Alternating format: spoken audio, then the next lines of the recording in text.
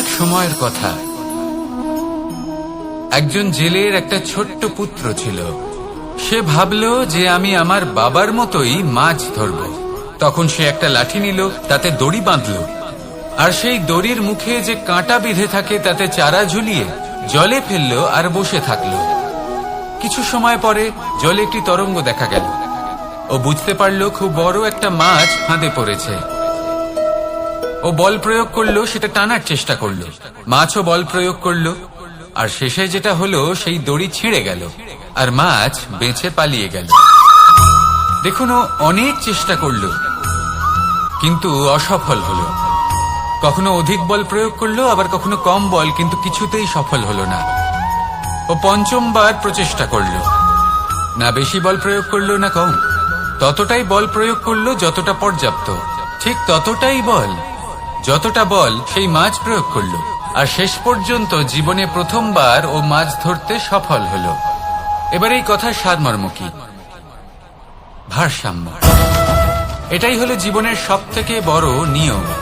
আমাদের সবার জীবনে সমস্যা রয়েছে, কখনো মন দিয়ে ভেবে দেখবেন। জীবনে যদি কোনো ক্ষুদ্র সমস্যা বা ছোট সমস্যা থাকে আর সেটা সমাধান করার জন্য আপনি বেশি চেষ্টা করছেন, তাহলে তার দ্বারা সমাধান হয় না, বরং আরো বিপদ বেড়ে যায়। যখন কোনো বড় সমস্যা থাকে আর আপনি কম চেষ্টা করতে থাকেন, তখন সমাধান হয় না, তা চলতেই থাকে। শুধু এটাই হলো ব্যাপার। জীবনের সমস্ত সমস্যার একটা ভারসাম্য বজায় রাখা, যদি এটা আপনি শিখে ফেলতে পারেন, জীবনটা আপনার হাতের মুঠোয় থাকবে। আসুন আমার সাথে ভালোবেসে বলুন, রাধা রাধা। আপনি কখনো কোনো বাজকে নিজের বাসা বানাতে দেখেছেন? এই বাজ যখনই কোনো বাসা বানায় তখন উঁচু গাছের ডালে বা কোনো পর্বতের শিখরে বাসা বানায়, অনেক উচ্চতায়, আর সেখানে তার সন্তানও জন্মগ্রহণ করে। যখন এই সন্তানেরা জন্মায় তখন এই বাজ খুবই ভালোবেসে এবং খুব সাবধানে এদের পালন পোষণ করে। নিজের ঠোঁট দিয়ে তাদের ঠোঁটে খাবার পরিবেশন করে। কিন্তু যেই সেই সন্তানেরা হৃষ্টপুষ্ট হয়ে যায় এবং সেই কথা বাজ নিজে বুঝতে পেরে যায়, সেই বাজ নিজেই সেই বাসা ছিন্ন ভিন্ন করে দেয়। সেই সন্তান যাদের সবেমাত্র ডানা গজিয়েছে, কিভাবে উঠতে হয় তারা জানে না, সেই সন্তানগুলিকে উচ্চতা থেকে ঠেলে দেয়। সেই সন্তান প্রথমে ভয়ভীত হয়ে যায়। তারা সামনে মৃত্যুকে দেখতে পেয়ে ভয়ের কারণে তাদের ডানা ঝাপটাতে থাকে, আর সেই প্রক্রিয়াতেই সেই সন্তানগুলি উড়তে শুরু করে দেয়। এবার এই ঘটনায় আমরা কি শিক্ষা পেতে পারি?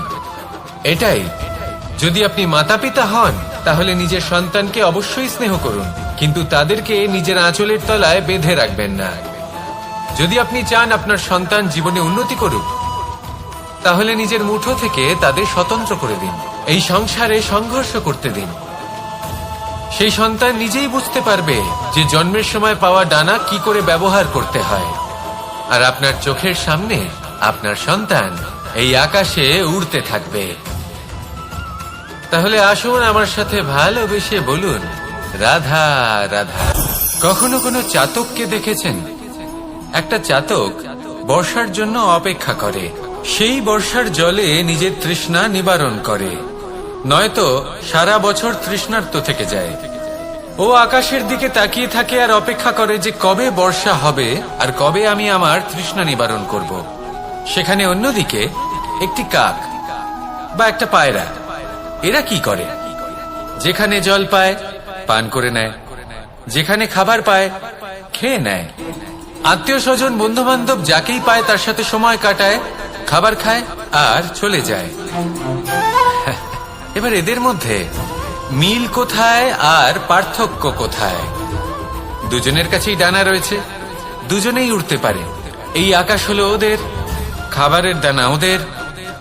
পার্থক্য হলো তাদের অভিলাষায়, পার্থক্য হলো তাদের আকাঙ্ক্ষায়, পার্থক্য জীবন যাপনের ধরনের। এবার যত বেশি আকাঙ্ক্ষা থাকবে, যত দামি জীবন যাপন করার ইচ্ছে থাকবে, তত বেশি কষ্ট আপনাকে সহ্য করতে হবে। আবার অন্যদিকে জীবন যত সরল হবে, জীবন যাপন যত সরল হবে, সমস্যা ততটাই কম হবে। তাই সবসময় চেষ্টা করবেন আপনার মানসিকতা এবং আপনার জীবন যেন সরল হয়। ভালোবাসতে থাকুন। যদি কেউ আপনাকে ভালোবাসে তাকেও আপনি ভালোবাসা ফিরিয়ে দিন।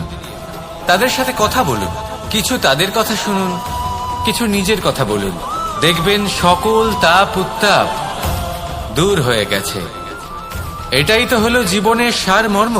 তাই প্রেমে থাকুন, ভালোবাসুন, আর ভালোবেসে আমার সাথে বলুন রাধা রাধা। একবার একজন সাধক ওনার শিষ্যদের একটা কাজ দিলেন।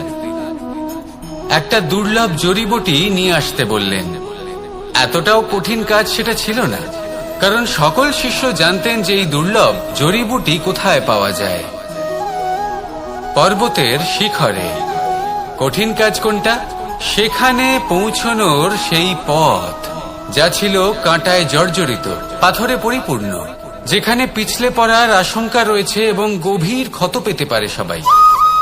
এবার বেশ কয়েকজন শিষ্য গেলেন। তার মধ্যে কয়েকজনই সেই জড়িবুটি নিয়ে আসতে পারলেন। কারণটা কি ছিল? কিছু শিষ্যের মনোযোগ ছিল শুধুমাত্র লক্ষ্যের দিকে, অর্থাৎ পর্বতের সেই শিখরে। কিছু শিষ্যের মনোযোগ ছিল পথের এই সংকটগুলির ওপর। কিছুজন নিজের সমস্ত মনোযোগ, সমস্ত শক্তি কেন্দ্রীভূত করলেন শুধুমাত্র লক্ষ্যের দিকে। বাকিরা মনোনিবেশ করলেন এই সংকটের থেকে নিজেকে বাঁচাতে। কিন্তু যাদের মনোযোগ শুধু লক্ষ্যের দিকে ছিল, শুধু তারাই জড়িবুটি নিয়ে আসতে পারলেন। কারণ কি ছিল? একটা সহজ ব্যাপার যা আমাদের বুঝতে হবে। আমরা যদি লক্ষ্যে পৌঁছতে চাই, তাহলে বিপদের সম্মুখীন তো আমাদের হতেই হবে, আর কোনো বিকল্প নেই। যন্ত্রণাও হবে, পায়ে কাঁটাও হয়তো ফুটতে পারে, হয়তো পড়েও যেতে পারেন, হয়তো রক্তপাতও হতে পারে। কিন্তু তার সাথেই সাফল্য অর্জনের যে আনন্দ, সেটাও পাওয়া যায়। সেই জন্য নিজের মনোযোগ সবসময় লক্ষ্যের দিকে রাখুন, পথের সেই বিপদগুলির দিকে নয়। সত্যি কথা বলতে এই বিপদ, এটা কিছুক্ষণের, আজ আছে কাল নাও থাকতে পারে। কিন্তু যদি লক্ষ্যকে প্রাপ্ত করতে পারেন, তাহলে তার আনন্দ আপনার সাথে সারা জীবন রয়ে যাবে। তাহলে লক্ষ্য প্রাপ্ত করুন আর আমার সাথে ভালোবেসে বলুন রাধা রাধা। আমরা কখন উচিত কাজ করি, কখন অনুচিত কাজ করি, কখন পুণ্য করি আর কখন পাপ করি, কখন ন্যায়ের পথে চলি আবার কখন অন্যায়ের পথে চলি, তা দুজন ব্যক্তি বুঝতে পারেন, পরমাত্মা আর অন্তরাত্মা। এবার প্রত্যেক মুহূর্তে কি হয় পরমাত্মা সবই জানেন, তার কাছে কিছুই গোপন নয়। কিন্তু প্রত্যেক মুহূর্তে আপনার কি করা উচিত সেটা উনি এসে আপনাকে বলতে পারবেন না। সেই জন্য আমাদের ভেতরে অন্তরাত্মা আছে, আমাদেরই চেতনার একটি অংশ। একবার চোখ বুঝে দেখুন, অন্তরাত্মার মধ্যে নিমজ্জিত হয়ে ভাবুন আর বোঝার চেষ্টা করুন। এই অন্তরাত্মা সবসময় আপনাকে শুভ কাজ করার জন্য প্রেরিত করেন আর অশুভ কাজ করা থেকে বিরত করেন। এই অন্তরাত্মার কথা মানতে থাকুন, পরমাত্মা সবসময় আপনার কাছেই পাবেন। আসুন আর আমার সাথে ভালোবেসে বলুন রাধা রাধা। মানুষের জীবনে দুই ধরনের আবেগ থাকে যা চিরকাল তার সাথে বসবাস করে। প্রথম স্বপ্ন, দ্বিতীয় অজুহাত। মানুষ হাজার হাজার স্বপ্ন দেখতে পারে, আমাকে এই কাজ করতে হবে, আমাকে ওখানে ঘুরতে যেতে হবে, আমায় জীবনে এই অসম্ভব কাজ বাস্তবায়িত করে দেখাতে হবে, আদি ইত্যাদি। এবার ঠিক যেমন স্বপ্ন দেখেন, সেইভাবে অজুহাতও খুঁজে নিয়ে আসেন। আমি এই স্বপ্ন পূরণ করতে পারলাম না, কারণ আমাকে কেউ সাহায্যই করলো না, কারণ আমি দুর্বল হয়ে পড়েছিলাম, কারণ আমার কাছে সময়ই ছিল না, আদি ইত্যাদি। এবার সাফল্য এবং অসফলতার মাঝখানে এই ধরনের সংঘর্ষ হতে থাকে। সাফল্য তখন লাভ করা সম্ভব যখন আপনার স্বপ্ন আপনার অজুহাতের থেকে অনেক বড় হয়, আর অসফলতা তখন পাবেন যখন আপনার অজুহাত আপনার স্বপ্নের থেকে অনেক বড় হয়। আপনি যদি সাফল্য লাভ করতে চান, তাহলে চেষ্টা করতে থাকুন, পরিশ্রম করুন। যদি অসফল হন তাহলে ভয়ভীত হওয়ার কোনো প্রয়োজন নেই। নিজের ভুল বুঝুন, তাকে শুধরে নিন, আবার চেষ্টা করুন। কিন্তু যদি নিজের জীবনে অজুহাত নিয়ে আসেন, তখন স্বপ্ন কখনো পূরণ হবে না। আসুন আমার সাথে ভালোবেসে বলুন, রাধা রাধা। এমন কিছু রয়েছে মানুষের মনে, তাদের জীবনে এমন এক আবেগ যা সর্বজন বিদিত, যা সবাই জানেন যে উপস্থিত আছে। সেটাকে আমরা সমস্যা বলে থাকি।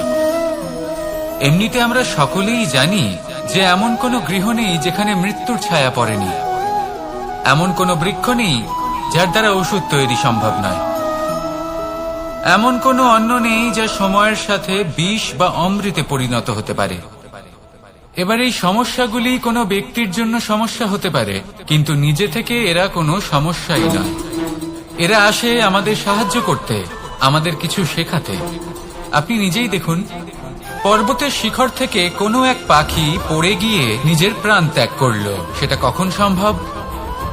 যখন সেই পাখি ওড়ার চেষ্টাই করে না। তখন যখন কোনো ব্যক্তি জলে পড়ে যান এবং ডুবে গিয়ে নিজের প্রাণ হারান, এর সম্ভাবনা কখন বেশি থাকে? যখন সেই ব্যক্তি সাঁতার কাটার চেষ্টাই করেন না। তখন এই সমস্যা প্রত্যেকের জীবনে থাকবেই, কিন্তু এটা মনে রাখা প্রয়োজনীয় যে কোনো সমস্যা পরিস্থিতির কারণে সমস্যা হয়ে ওঠে না। এই পরিস্থিতি যখন আমাদের সামনে আসে, আমাদের তা কঠিন মনে হয়, আমরা নতমস্তক হয়ে পড়ি, ভয়ভীত হয়ে পড়ি, তার সম্মুখীন হতে পারি না। তখন তা সমস্যার রূপ নেয়। দৃঢ় হয়ে দাঁড়িয়ে থাকুন সাহসের সাথে, এই পরিস্থিতিগুলির সম্মুখীন হন। দেখবেন সমস্যা কখন সাফল্যে পরিণত হবে আপনি জানতেই পারবেন না। আসুন আমার সাথে ভালোবেসে বলুন, রাধা রাধা। সময় যা সবকিছুকে সমান করে দিতে পারে, যা সব থেকে বেশি শক্তিশালী, সব থেকে বড় সম্পত্তি, সব থেকে বড় শিক্ষক এবং সব থেকে বড় সুযোগ। এই সময় যখন ভালো যায় তখন তা আপনাকে আমিত্বে মত্ত করে তোলে, অহংকারে নিমজ্জিত করে দেয়। আর যখন খারাপ হয় তখন দুঃখের সাগরে নিজের প্রতি ঘৃণাবোধে নিমজ্জিত করে। তাই এই সময় যা এত শক্তিশালী এক সম্পত্তি, এত মহান একটি ধন, তাকে এমনি এমনি নষ্ট হতে দেবেন না। এই সময়ের সাথে কি করবেন, কিভাবে করবেন তা ভাবতে গিয়ে এবং করতে গিয়ে সময় নষ্ট করবেন না। যদি আপনি এই সময় নষ্ট করেন, তাহলে সময়ও নিশ্চিত করবে যে আপনার সাথে কি করা উচিত। তাই সময়ের সদ্ব্যবহার করুন আর আমার সাথে ভালোবেসে বলুন, রাধা রাধা। আমরা সকলে শক্তি অনুভব করতে চাই। এবার যদি আপনাকে জিজ্ঞেস করা হয় যে সবথেকে বেশি শক্তির অনুভব কোথা থেকে করা সম্ভব, তখন কেউ কেউ বলবেন পুষ্টিকর আহার গ্রহণ করলে, ব্যায়াম করলে, কেউ বলবেন ধন লাভ করলে, বন্ধুদের থেকে, পরিবারের থেকে, আদি ইত্যাদি। এইভাবে আপনি শক্তির অনুভব অবশ্যই করতে পারেন, কিন্তু সবথেকে বেশি শক্তির অনুভব যদি আপনি করতে চান তাহলে তা পাবেন শুধু একতার দ্বারা, সংগঠনের দ্বারা। যদি আপনাকে উদাহরণ দিই, নিজের এই হাতটাকে দেখুন, 5টা আঙুল রয়েছে। কোনো একটা বস্তুকে নিজের একটা আঙুল দ্বারা তুলে ধরার চেষ্টা করে দেখুন, বড়ই কষ্ট হবে। তখন আপনি বুঝতে পারবেন যখন এই 5টি আঙুল একত্রিত হয় তখন কোনো কাজ কতটা সহজ হতে পারে। এটাই হলো শক্তি, একতার। সব থেকে ভালো উদাহরণ যদি আপনাকে দিই তাহলে বাঁশি। এই বাঁশি থেকে অত্যন্ত মধুর সুর নির্গত হয় যা সবার মন প্রসন্ন করে দেয়। এই কথা সত্যি, কিন্তু এই বাঁশি আমি একটা বা দুটো আঙুল দিয়ে বাজাতে পারবো না। আমাকে প্রত্যেকটা আঙুল ব্যবহার করতেই হবে, তবেই এর থেকে মধুর সুর নির্গত হবে যা সকলকে প্রসন্ন করবে, ঠিক কিনা? ঠিক এইভাবেই যদি আপনি চান যে আপনার জীবনরূপী বাঁশি থেকেও মধুর সুর নির্গত হোক বা সবার মনকে প্রসন্ন করে তুলুক, তাহলে আপনাকেও জীবনে একতা নিয়ে আসতেই হবে। আপনি একাও কর্ম করতে পারেন, পথ চলতেও পারেন, সামনেও এগোতে পারেন, সাফল্যও লাভ করতে পারেন। কিন্তু যখন সকলে একসাথে এগোবেন, সেই পথে চলবেন, সেই কর্মই করবেন, তখন লক্ষ্যে অবশ্যই পৌঁছবেন, সাফল্য অবশ্যই লাভ করবেন। কিন্তু সেই সাফল্য এবং তার আনন্দের সংমিশ্রণটাই একটু অন্যরকম হবে। তাই জীবনে ঐক্যবদ্ধ হন, একসাথে মিলে এগোতে থাকুন, আর আমার সাথে ভালোবেসে বলুন, রাধা রাধা। জীবনে দুই ধরনের আবেগ রয়েছে যার কোনো মূল্য নেই। আমার কথার অর্থ এটা নয় যে এদের কোনো গুরুত্ব নেই, গুরুত্ব যথেষ্টই রয়েছে, শুধু এদের জন্য আপনাকে কোনো মূল্য দিতে হয় না। প্রথম আবেগ হল আনন্দ, প্রসন্নতা।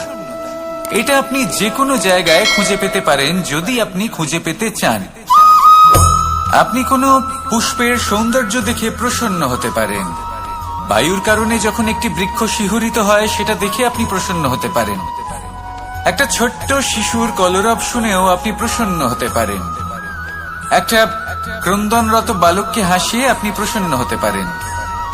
সবকিছু আপনার উপর নির্ভরশীল। সেখানে আরেকটি আবেগ হলো দুশ্চিন্তা।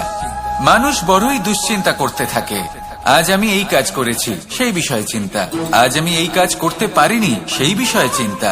কাল আমাকে এই কাজ করতে হবে, সেই নিয়ে চিন্তা। আমি কি সেই কাজটা করতে পারবো, সেই বিষয়ে দুশ্চিন্তা। চিন্তা সর্বত্র রয়েছে, যার জন্য মূল্য দিতে হয় না। যত চান আপনি একত্রিত করতে পারেন। একটা গুরুত্বপূর্ণ কথা মনে রাখবেন, প্রসন্নতা জীবনের একটা নতুন সূত্রপাত। সেখানে দুশ্চিন্তা হলো জীবনের চিতার সময়। এবার এই দুটি আবেগ হলো মূল্যহীন, দুটোই আপনার সামনে আছে। কোনটা চয়ন করবেন আপনি, দুশ্চিন্তা নাকি প্রসন্নতা? সিদ্ধান্ত আপনারই। আসুন আর আমার সাথে ভালোবেসে বলুন, রাধা রাধা। ধন, সম্পত্তি, এগুলো আসলে কি? এগুলো শুধু সেই মূল্য যার দ্বারা আমরা কোনো কিছু অর্জন করতে পারি। এবার এই ধনের দ্বারা এই সংসারে অনেক কিছু লাভ করা সম্ভব, কিন্তু সেই সবকিছুই শুধুমাত্র ভৌতিক বস্তুই হবে, ভৌতিক সামগ্রী, ভৌতিক সুবিধা। অর্থাৎ আপনার কাছে যতই ধন থাকুক, তা আপনাকে শান্তির ঘুম এনে দিতে পারবে না, আপনাকে জীবনের বাস্তব সুখের অনুভূতি লাভ করাতে পারবে না। কারণ এগুলো ভৌতিক ধন, এ ভৌতিক বস্তুই অর্জন করাতে সক্ষম। বাস্তবিক ধন কি? যদি এই প্রশ্ন আপনার মনে আসে, তাহলে তার উত্তর আমি আপনাকে দেব একটা উদাহরণের মাধ্যমে। কখনো আপনি শুনে থাকবেন যে একজন পিতা আজীবন অনিষ্ট করেন, অনর্থ করেন, খারাপ কাজ করেন শুধু ধন অর্জনের জন্য। তিনি ভাবেন যে আমি ধন অর্জন করব আর নিজের সন্তানকে একটা উজ্জ্বল ভবিষ্যৎ প্রদান করব, একটা সুখ স্বাচ্ছন্দ্যময় জীবন দান করব। এবার সন্তান যখন জন্ম লাভ করে, তখন সে ভাগ্যের জোরে সেই ধন ভোগ করে। যেরকম সে পায় সেরকমই তার ব্যবহার সে করে। কখনো আপনি এটাও দেখে থাকবেন যে সেই সন্তান সমস্ত ধন নষ্ট করে ফেলে, আর সেই পিতা যিনি সমস্ত ধন সঞ্চয় করেছেন, যিনি সেই ধনের প্রভু, আজ সেই ধনের প্রহরী হয়ে রয়েছেন। এবার এরকম কেন হয়? এরকম তখনই হয় যখন সেই পিতা বুঝতেই পারেন না যে তার জীবনের আসল ধন কি। সেই আসল ধন তার সন্তানকে সে দিতেই পারে না। যদি পিতা তার সন্তানকে কর্মের জ্ঞান দিতে পারেন, উচিত কোনটা অনুচিত কোনটা সেই শিক্ষা দিতে পারেন, সংস্কারের প্রকৃত শিক্ষা দিতে পারেন, তবে সেটা ধনের থেকে অনেক বেশি গুরুত্বপূর্ণ। এটাই হলো জীবনের বাস্তব ধন। আপনি সেই কথা তো অবশ্যই শুনে থাকবেন, কুসন্তান হলে ধন সঞ্চয় করে কি হবে, সুসন্তান হলে ধন সঞ্চয় করে কি হবে। সন্তান যদি কুপুত্র হয় তাহলে সব নষ্ট করে ফেলবে, আর সন্তান যদি সুপুত্র হয় তাহলে ধন থাকুক না থাকুক, সে নিজেই কর্মের পথে অগ্রসর হয়ে ধন অর্জন করবে আর নিজের জন্য এক উজ্জ্বল ভবিষ্যৎ গড়ে তুলবে। তাই সন্তানকে সম্পদ দেওয়ার আগে কর্মের জ্ঞান দান করুন, সুশিক্ষা দিন, কারণ এটাই হলো জীবনের প্রকৃত ধন। আসুন আর আমার সাথে ভালোবেসে বলুন, রাধা রাধা। বিগত দিনের কিছু কথা মনে পড়ে গেল, এক অদ্ভুত ঘটনা যা অমূল্য শিক্ষা দিয়ে যেতে পারে। বিষয় হলো যক্ষের সাথে যুধিষ্ঠিরের কথোপকথন। একবার যক্ষ যুধিষ্ঠিরকে জিজ্ঞেস করলেন, ওনাকে বললেন যে আমার কিছু প্রশ্নের উত্তর যদি আপনি দিতে পারেন, তাহলে আমি আপনার বাকি ভ্রাতাগণকে আবার জীবিত করে তুলব। সেগুলোর মধ্যে খুব গুরুত্বপূর্ণ আর কঠিন একটা প্রশ্ন ছিল, এই সংসারে সব থেকে শ্রেষ্ঠ আশ্চর্য কোনটি? এই প্রশ্ন আমি আপনাকে জিজ্ঞেস করছি। এবার কেউ বলবেন স্বর্ণ দ্বারা নির্মিত লঙ্কা, এটি হলো সংসারের সব থেকে বড় আশ্চর্য। কেউ বলবেন বরফে ঢাকা সেই পর্বত যা আকাশ স্পর্শ করে। কেউ বলবেন সেই সমুদ্র যার গভীরতা মাপা অসম্ভব ব্যাপার। কেউ বলবেন সেই বায়ু যা আমরা দেখতে পাই না, কিন্তু তা আমাদের জীবন দান করে। সংসারের সব থেকে বড় আশ্চর্য কি, সেই প্রশ্নের উত্তর যুধিষ্ঠির দিয়েছিলেন, আর তা ছিল শ্রেষ্ঠ উত্তর এবং উচিত। উনি বলেছিলেন যে সংসারে প্রতিদিন কোনো ব্যক্তি জন্ম লাভ করেন আর কোনো ব্যক্তি মৃত্যুও লাভ করেন। এবার এই কথাটা সবাই জানেন, সবাই বোঝেন যে যখন জন্মেছি তখন কোনো একদিন আমিও অবশ্যই মৃত্যু লাভ করব। এবার যখন এই কথা প্রত্যেকটা মানুষ জানেন, তখন কেন প্রত্যেক মানুষ এই চিন্তায় থাকেন, এই নিয়ে কষ্ট পান, এই নিয়ে ব্যাকুল হয়ে থাকেন যে উনি একদিন মৃত্যু লাভ করবেন, তার থেকে দূরে পালাতে চেষ্টা করেন। বলেন যে আমি মৃত্যু লাভ করতে চাই না। কেন? যেখানে কোনো না কোনো দিন এটা অবশ্যই হবে। এ হলো ব্রহ্ম সত্য। এই যে ব্যাকুলতা, এই ভয়, এই যন্ত্রণা, এই চিন্তা তার মনকে বাঁচতেই দেয় না, এই জীবন অনুভবই করতে দেয় না। সেই জন্য এই চিন্তা, ব্যাকুলতা, ভয় এসবের কি লাভ? কোনো লাভ নেই। সেই জন্য যতক্ষণ জীবনযাপন করছেন প্রত্যেক মুহূর্ত যেন শ্রেষ্ঠ হয়, আনন্দময় হয়, প্রেমের দ্বারা পরিপূর্ণ হয়, সেই চেষ্টা করুন। চেষ্টা করুন যাতে আপনি যে কাজ করছেন তার দ্বারা যেন অন্যের মঙ্গল হয়। এই প্রচেষ্টাই আপনার জীবনকে প্রসন্নতা আর প্রেম দ্বারা ভরিয়ে তুলবে। এই মন সুপ্রসন্ন হয়ে বলবে রাধা রাধা রাধা রাধা। আপনারা হয়তো ভাবছেন কি আশ্চর্য ব্যাপার, প্রত্যেকবার আমি কথা শেষ হওয়ার পরে রাধা রাধা বলি। এইবার আমি আগেই বলে দিলাম। কারণটা কি? কারণ হলো অত্যন্ত বিশেষ। প্রত্যেকবার কথা সমাপ্ত হবার পরে আপনাদের সবার মধ্যে ভালোবাসা বিতরণ করতে চাই, তাই রাধা রাধা বলি। কিন্তু এইবার এই নতুন এবং বিশেষ সূত্রপাতে প্রথমে প্রেম বিতরণ করা অত্যন্ত আবশ্যক। এবার একটা বিষয় আছে যা জানেন হয়তো সকলেই, কিন্তু বুঝতে খুব কম জন পারেন। এই প্রেম, এই আনন্দ, এই সকল কিছুর সূত্রপাত হয় নিঃস্বার্থ আবেগের দ্বারা। ঠিক যেমন একজন মাতাকেই দেখে নিন। যখনই একজন মাতা সন্তানকে জন্ম দেন, তখন এই সংসার ভুলে যায় যে তার জন্য এটা একটা নতুন জন্ম। কারণ একজন নারী তখন একজন মাতৃরূপে নতুন ভাবে জন্ম নেন। একজন নারী স্ত্রী ও গৃহবধূ রূপে কিছু অধিকার লাভ করে থাকেন, কিন্তু তিনি যখন মা হয়ে যান তখন তিনি শুধুই দান করতে শেখেন। নিজের সন্তানের জন্য কত কিছুই না করেন, তাকে বাৎসল্যের সাগরে ভাসিয়ে নিয়ে যান। এই সংসারে রাজকুমার জন্ম নিতেই পারেন, তাকে রাম এবং লক্ষণ কিন্তু মায়েরাই বানিয়ে তোলেন। একজন গোয়ালা জন্ম নেয়, তাকে দ্বারকাধীশ একজন মাই বানিয়ে তোলেন। পিতা হলেন সেই পর্বত যার একটা অংশ হলো তার সন্তান, কিন্তু মা হলেন সেই শিল্পী যিনি একটা পাথরকে খোদাই করে এমন এক মূর্তি গড়ে তোলেন যাকে সকলে পূজনীয় মনে করেন। তাহলে স্মরণ করুন সেই সকল মুহূর্ত যেগুলি আপনি নিজের মাতার সাথে অতিবাহিত করেছেন। অনুভব করতে পারবেন যে কিভাবে এক মুহূর্তেই এই মন প্রফুল্ল হয়ে ওঠে। এবারের কারণ কি? এর কারণ হলো এই জীবনের আসল দ্বারই হলো মমতা।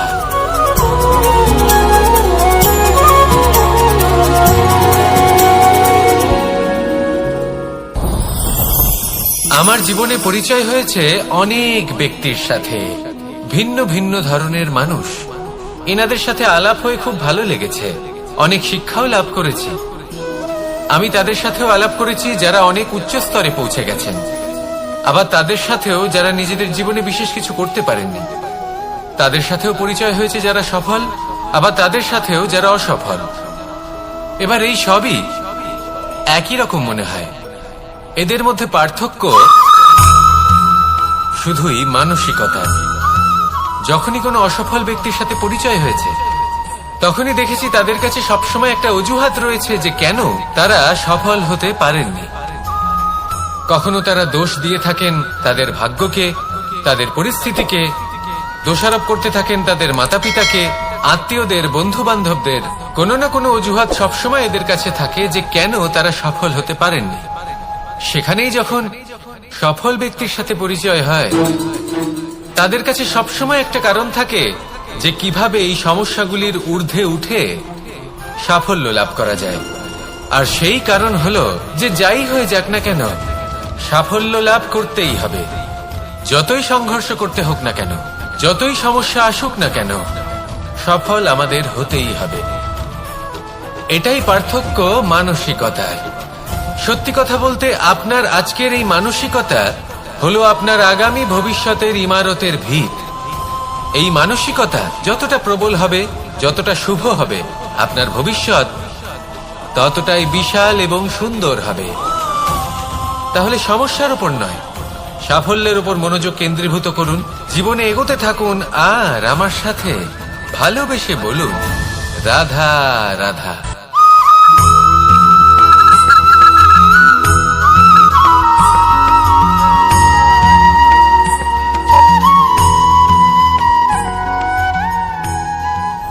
একজন রচনাকার নিজেই নিজের প্রতিভা একদম শেষ করে দিতে পারে যখন সে অনেকগুলো কাজ নিজের কাঁধে নিয়ে নেয়।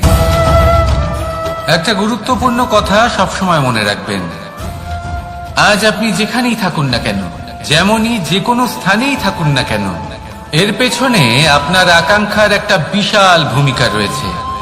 কিন্তু মনে রাখবেন, আপনাকে শিখতে হবে যে কখন আর কিভাবে নিজের উচ্চাকাঙ্ক্ষাগুলিকে লাগাম পরাতে হবে, কারণ এটা অত্যন্ত আবশ্যক। তাই আসুন আর আমার সাথে ভালোবেসে বলুন, রাধা রাধা। অনেক সময় আমরা জীবনে অনেক মানুষকে এমন বলতে শুনে থাকি যে আমি অসফল হয়েছি কারণ আমার সময় ভালো যাচ্ছিল না। আমি এই জিনিসটা লাভ করতে চাইছিলাম কিন্তু করতে পারলাম না কারণ আমার সময়টা ভালো যাচ্ছিল না। আমি আমার জীবনে ওই মহান কাজটা করতে চাইছিলাম কিন্তু করতে পারলাম না। কেন? কারণ আমার সময়টা ভালো যাচ্ছিল না। কিন্তু যে মুহূর্তে ভালো সময় আমার জীবনে আসবে, আমি সব কিছু প্রাপ্ত করব। এমন প্রায় প্রত্যেকেই বলেন। আসুন একটা কথা বোঝা যাক। একজন মালিকে দেখুন, সে প্রত্যেক দিন গাছের সেবা করে, তাকে জল দেয়, তার যত্ন আত্তি করে। কেন? প্রত্যেক দিন সেই গাছ ফল দেয় না।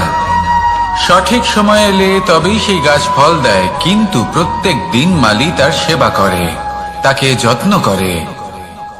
শুধুমাত্র তখন করে না যখন সেই গাছ ফল দিতে সক্ষম। আর যদি মালি গাছের যত্ন প্রতিদিন না করে, তাহলে হয়তো সেই গাছ ফল দিতেই পারবে না। এটাই হলো আমাদের জন্য একটা শিক্ষা। যখন সময় আমাদের জন্য অপেক্ষা করে না, তখন আপনি সময়ের জন্য কেন অপেক্ষা করছেন? ভালো সময়ের জন্য অপেক্ষা করবেন না। ভালো এবং শুভ কর্ম দ্বারা ভালো সময়কে নিজের কাছে টেনে আনুন। নিরন্তর কর্ম করুন, পরিশ্রম করতে থাকুন। শুভ সময় আপনা থেকেই আপনার কাছে আসবে। আসুন আমার সাথে ভালোবেসে বলুন, রাধা রাধা।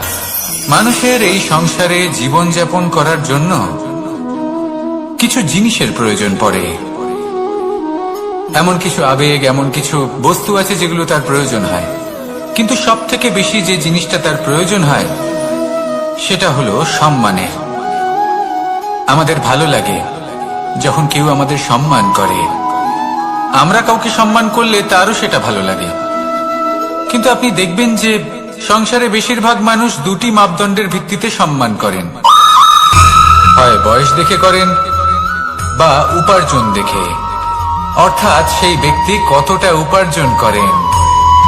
এবার ভেবে দেখুন, এটা আবশ্যক নয় কারোর বয়স যদি বেশি হয় তার বুদ্ধিও ততটাই বেশি হবে।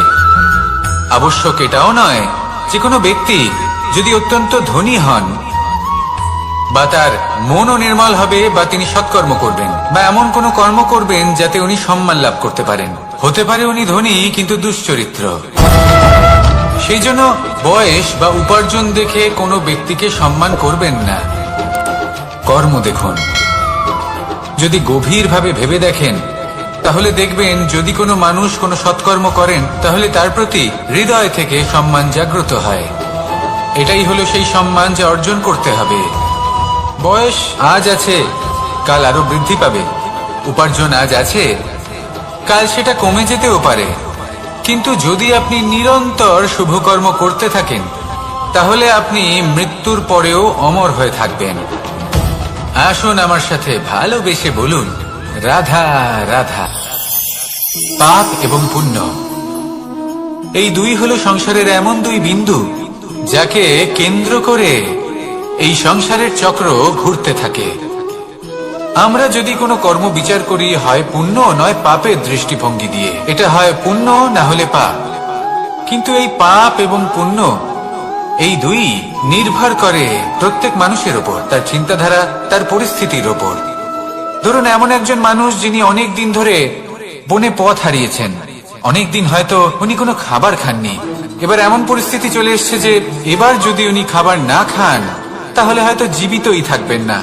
আর এমন অবস্থায় ওনার সামনে যদি কোনো প্রাণী আসে তাহলে তাকে শিকার করা এটা কিন্তু তার কাছে পাপ নয়, এটা তো জীবিত থাকার একমাত্র উপায়। এটা তার কাছে পুণ্য সম। আর যদি আমি এমন একজন ব্যক্তির কথা বলি যিনি সরল, যিনি একটি সুখী, শান্ত, সুরক্ষিত জীবনযাপন করছেন, তার কাছে কিন্তু এটা পাপ। এইরকমই এই সংসারে ভিন্ন ভিন্ন পরিভাষা আছে পাপ এবং পুণ্যের।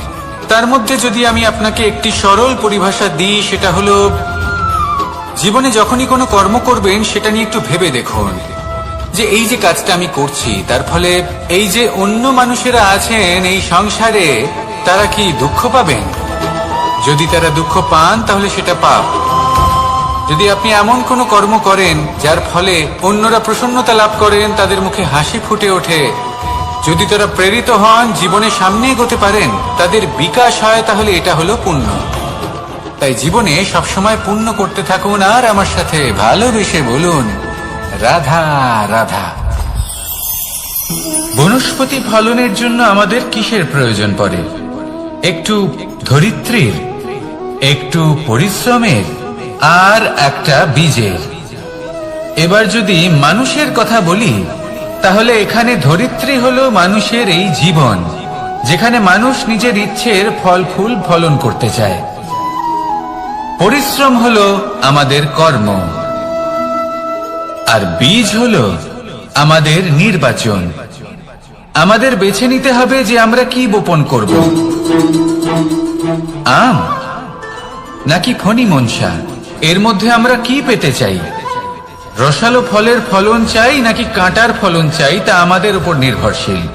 কিন্তু একটা কথা ঠিক, লক্ষ্য যেমনই হোক না কেন, জীবন যেমনই হোক না কেন, যদি আপনি লক্ষ্যের দিকে এগোতে থাকেন তাহলে কর্মের সাথে খামখেয়ালি আচরণ করতে পারবেন না। যদি আপনি এমন করেন তাহলে এটা আপনাকে একটা অনুচিত লক্ষ্যে পৌঁছে দেবে, সেটা কিন্তু নিশ্চিত। সবসময় এটা মনে রাখবেন, কর্মের সাথে খামখেয়ালি হবেন অর্থাৎ কর্মফলও আপনার সাথে খামখেয়ালি হবে। তাহলে নিষ্ঠার সাথে কর্ম করতে থাকুন আর নিজের লক্ষ্যকে প্রাপ্ত করুন। আর আমার সাথে ভালোবেসে বলুন, রাধা রাধা। অগ্নি, চতুর্থ তত্ত্ব, সব থেকে বেশি গুরুত্বপূর্ণ কিন্তু তার থেকেও বেশি ভয়াবহ। কখনো অগ্নিকে নিয়ন্ত্রিত রূপে উনুনে জ্বলতে দেখেছেন? এই অগ্নি আমাদের খাবার বানাতে সাহায্য করে, যা আমাদের শক্তি প্রদান করে। কিন্তু এই অগ্নি যখন বিচলিত হয়ে, অনিয়ন্ত্রিত হয়ে কোন বনের আগুন হয়ে ওঠে, তখন মহা বিনাশ ঘটে যায়। আপনারই অন্তরের ঊর্জা হলো এই অগ্নি। এটা আপনার শক্তিও, আপনার ক্রোধ। একে ব্যবহার কিভাবে করবেন তা আপনারই হাতে। যদি কোনো ব্যক্তি নিজের অন্তরের এই ঊর্জাকে ব্যবহার করেন শক্তির রূপে, তাহলে সে বিকাশ ঘটাতে পারে, নির্মাণ ঘটাতে পারে। কিন্তু যদি কোনো ব্যক্তি তার অন্তরের ঊর্জাকে বিধ্বংসী অস্ত্র বানিয়ে ফেলেন, তাহলে নিশ্চিত রূপে মহা বিনাশ ঘটতে পারে, যাতে বিনাশ তারও অবশ্যই হবে। অনেক বছর পূর্বে এমনই এক আগুনের দ্বারা এই সুন্দর পৃথিবীর নির্মাণ হয়েছিল। আর অনেক বছর পূর্বে এমন এক আগুনেই সমস্ত জীব এবং সংসার বিলুপ্ত হয়ে গেছিল। এবার আপনি আপনার অন্তরের ঊর্জা দ্বারা বিনাশ ঘটাতে চান নাকি নির্মাণ ঘটাতে চান, সেই সিদ্ধান্ত আপনারই। আসুন আমার সাথে ভালোবেসে বলুন, রাধা রাধা। কখনো কখনো এমন হয়, আমরা আমাদের বাড়ির উঠোনে বীজ বপন করি, আর তা বিকশিত হয় একটা সুন্দর বৃক্ষে। তার শাখাগুলি প্রতিবেশীর বাড়ি পর্যন্ত পৌঁছয়। ফলের বর্ষণ প্রতিবেশীর বাড়িতেও হয়ে থাকে। আর আমরা ভাবি গাছ আমরা উৎপন্ন করব, আর ফল খাবেন আপনারা। এই কেমন কথা হলো? আপনাকে এই কথা বুঝতে হবে যে এসব হলো ভৌতিক বস্তু, সাংসারিক বস্তু। কখনো নিজের বাড়ির বাগানে ভালোবাসার গাছ বপন করে দেখুন। তার শাখাও প্রতিবেশীর বাড়ি পর্যন্ত পৌঁছবে, ফলের বর্ষণ সেখানেও হবে। কিন্তু সেই ফল চাইতে আপনাকে যেতে হবে না, সেই ফল দ্বিগুণ মাত্রায় আবার আপনার কাছেই ফিরে আসবে। তাই নিজের বাড়িতে আর নিজের মনে ভালোবাসার গাছ উৎপন্ন করুন। এই জীবন প্রসন্ন হয়ে বলবে, রাধা রাধা। অ দিয়ে অন্ত, আ দিয়ে আরম্ভ, এই দুইয়েরই রাশি সমান। যদি আপনি মন দিয়ে দেখেন তবে দেখবেন এদের সম্পর্ক খুবই নিবিড়। কিভাবে? যখন কোনো কিছু শুরু হয়, এটা নিশ্চিত হয়ে যায় যে তা সমাপ্তও হবে। আরম্ভই যদি না হয়, তা সমাপ্তও হবে না। যা আরম্ভ হয়েছে তার সমাপ্তি হলো অবশ্যম্ভাবী। এটাই হলো প্রকৃতির নিয়ম, একে এড়ানো যায় না। এবার এই কথা আমরা সকলে জানি। এবার মানুষ কি ভাবে যে সমাপ্তির পরে কি হতে পারে, এর উত্তর তাদের কাছে নেই। তাদের উচিত অন্য কোনো বিষয় ভাবা যা বেশি গুরুত্বপূর্ণ। এবার মানুষ এটা জানে না যে মৃত্যুর পরে কি হতে পারে, কিন্তু এই কথা অবশ্যই জানে যে জন্ম থেকে মৃত্যু পর্যন্ত এই সময়, যাকে আমরা জীবন বলে থাকি, এই সময় আমরা কর্ম করতে পারি। এই কথা তো আমরা জানি। তাহলে এমন কি কর্ম করা যেতে পারে যা আমাদের সমাপ্তির পরও আমাদের প্রাসঙ্গিক করে রাখতে পারে, এই বিষয়ে ভাবা উচিত। যে জন্মগ্রহণ করেছে তার মৃত্যু হবেই, এটা সাধারণ বিষয়। কিন্তু ইতিহাস আজও সেই সকল মানুষজনকে স্মরণ করেন যাদের এই সংসার তাদের মৃত্যু নয়, বরং তাদের জীবনকালে যে কর্ম তারা করেছেন তার দ্বারা মনে রাখেন। সেই কর্মের কারণে এই সংসারে তাদের নাম, তাদের কর্ম, তাদের ব্যক্তিত্ব, তাদের কীর্তি অমর হয়ে থাকে এবং থাকবে। আপনার কাছে এতটা সময় নেই যতটা আপনার মনে হচ্ছে আপনার কাছে আছে। সেই জন্য যত শীঘ্র সম্ভব শ্রেষ্ঠ কর্ম করুন, যতটা পারবেন ততটা অধিক সুকর্ম করুন। এই সংসারে নিজেকে অমর করে তুলুন আপনার মৃত্যুর পরেও। আর আমার সাথে ভালোবেসে বলুন, রাধা রাধা। উমাই কি, আমি কখন থেকে এখানে অপেক্ষা করছি, হাত পেতে দাঁড়িয়ে রয়েছি যাতে একটা ফল আমার হাতে এসে পড়ে এবং সেটা আমি খেতে পারি। কখন থেকে অপেক্ষা করছি, কিন্তু সেটা হচ্ছেই না। এবার আপনি বলবেন যে এসব কি বলছি, এ কি অদ্ভুত কথা বলছি। যদি ফল খেতে হয় তাহলে আমাকে বৃক্ষে চড়তে হবে, ফলের কাছে পৌঁছতে হবে, তবেই তো ফল পাবো। এবারে এটা অত্যন্ত সহজ ব্যাপার, কিন্তু এই বিষয়টা আপনি নিজের জীবনের প্রসঙ্গে ভেবে দেখুন। লক্ষ্য কোথায় আছে আপনি জানেন, সেই লক্ষ্যে পৌঁছানোর পথ কি সেটাও আপনি জানেন, সেই পথে চলার ক্ষমতাও আপনার রয়েছে, কিন্তু তাও আপনি নিজের লক্ষ্য লাভ করতে পারছেন না। কেন? কারণ আপনি অপেক্ষা করছেন যে লক্ষ্য আপনার সামনে চলে আসবে, কিন্তু তা হয় না। লক্ষ্য সে যাই হোক না কেন, ধন হোক, প্রেম হোক, কোনো সম্মান হোক বা মোক্ষ হোক, যদি আপনি তার দিকে অগ্রসর না হন তাহলে ফল প্রাপ্তি অসম্ভব ব্যাপার, তা কোনোদিনই হবে না। সেই জন্য আপনার চোখের সামনে আপনি যদি নিজের লক্ষ্যকে দেখতে পান তাহলে উঠুন এবং সেই দিকে অগ্রসর হতে শুরু করুন। নিজের অন্তরের সকল অশুভ গুণ দূর করুন, অলসতা ত্যাগ করুন, অজ্ঞানতা ত্যাগ করে দিন এবং চলতে থাকুন। অবশ্যই মনোবাঞ্ছিত ফল লাভ করতে পারবেন। মনে রাখবেন, চলতে থাকলে তবেই লক্ষ্য প্রাপ্তি হবে। অপেক্ষার দ্বারা শুধুমাত্র মৃত্যু লাভ হবে।